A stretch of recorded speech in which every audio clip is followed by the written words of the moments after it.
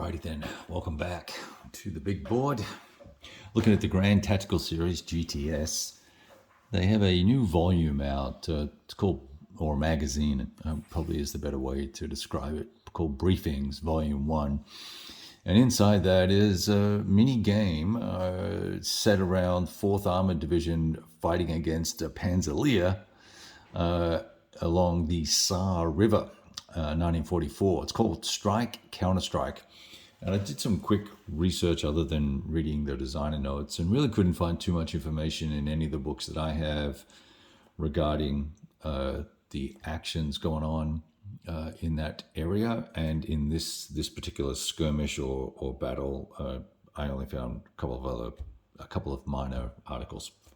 So it's interesting though, because it's a pretty small footprint. You can see the entire map here is literally a little bit further over here on this side, but basically a half map sized set of scenarios. There's 3 or 4 scenarios in the game.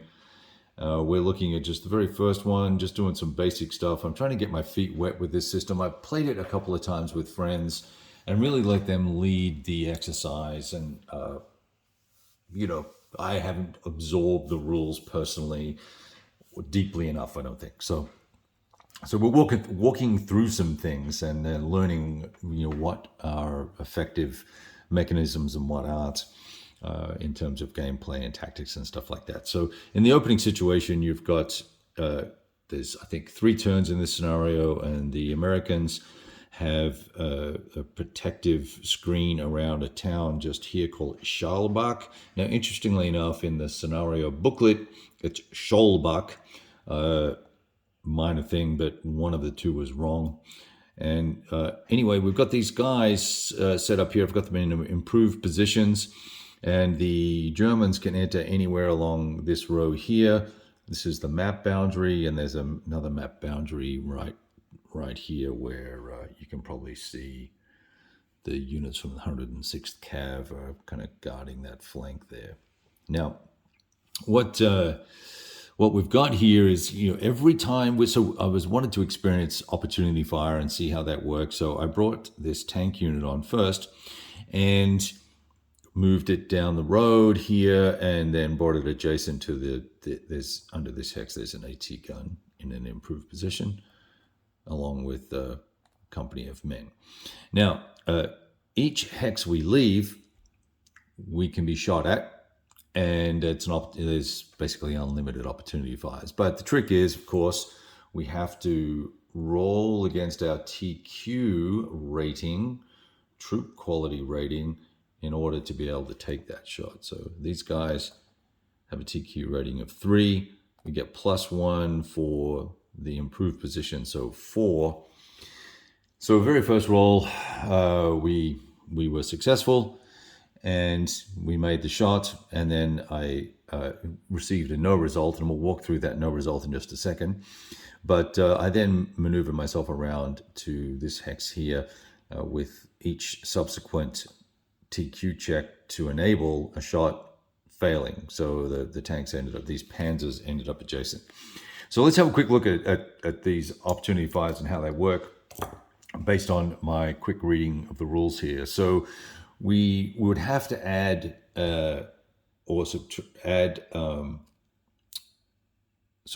subtract from the firepower of this unit, which is a 4, a couple of things. First of all, the defensive value of the...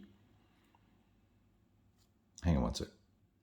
Yeah, the defensive value of the tanks, which... if I can get this up here, we can have a look at it. It says -4 there, see in the black box. And then there was a range issue as well, so that would be another 2 for a total of 6.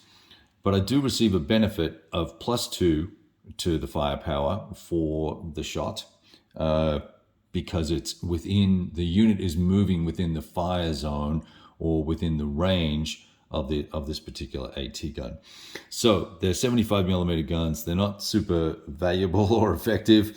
It ends up, with a +6 and a -6, where a 0 rated firepower. So that means I've got to roll 0 to hit or less, and there are no there are no lesses. So I miss because I rolled a 7. So that wasn't very exciting, was it?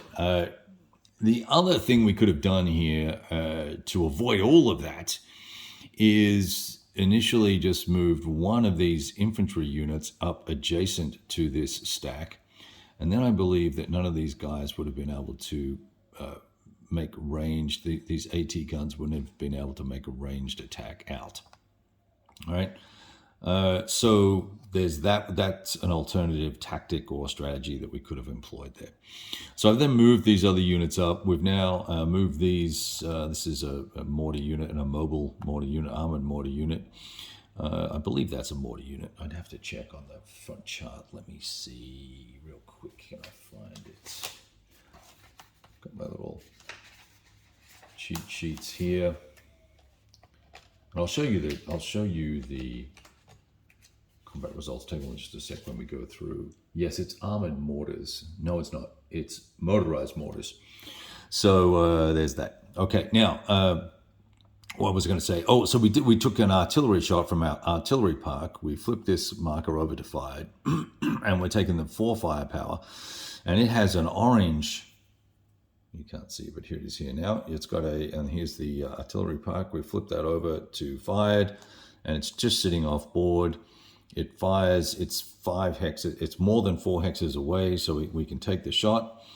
And we do so by doing this. We roll a d10, and then we have a firepower of 4. We add 2 for it for something. I forget what that was. Oh, the company bonus. And we subtract 1 for the improved position.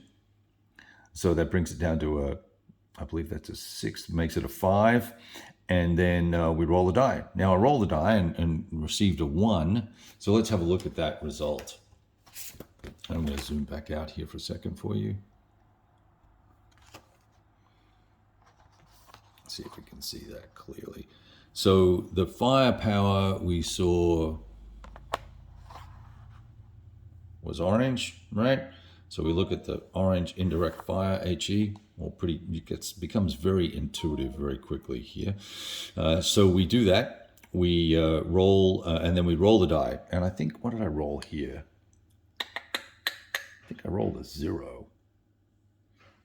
I didn't roll a 0. I rolled a 1. Because I got a suppression, a possible suppression. And here's the little dichotomy that comes in. So I told you that we had a firepower of 5. So I needed to roll 5 or less to generate some form of effective fire. So if I rolled high enough, I could have got a C, which is a cohesion hit. But I don't want to roll too high because then I'm going to miss. So higher generates more deadly results. But if you don't have a high firepower, you're going to miss. You're going to miss altogether, right? So anyway, we got an S for potential suppression of the units in the hex, and then we roll it, do a TQ check for them. They have TQ of 4. We rolled a 0, so they're good to go. So no effect of that fire, but we do put a heavy barrage marker down, which is going to make that.